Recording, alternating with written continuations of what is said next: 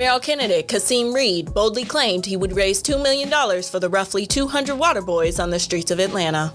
The water boys have made quite a splash over the past year for both their entrepreneurial spirit, but also the potential danger this unsanctioned industry can cause.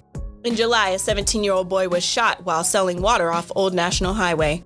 And last summer, an 18-year-old boy was shot and killed in Midtown after a fight broke out between two groups of water boys trying to sell to the same customer.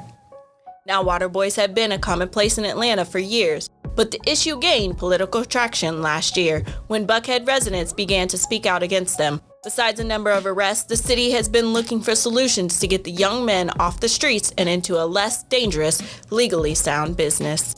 Kasim Reed recently visited the Big Facts podcast and explained his plan to do just that. The water boys, I'm going to raise $2 million for them. Okay. What they going to do with the money? Reed says his plan is to have the water boys serve water to the city employees. I'm going to go to council and ask them to provide an opportunity to provide water to the city.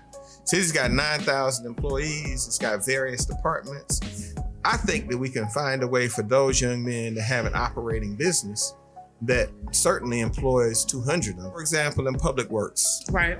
The people that clean the city and pick up our trash, they all need water, have to be served water. Right. So what we're going to do is I'm going to raise $2 million in private capital. I already have a number of the commitments for it if I'm fortunate enough to win.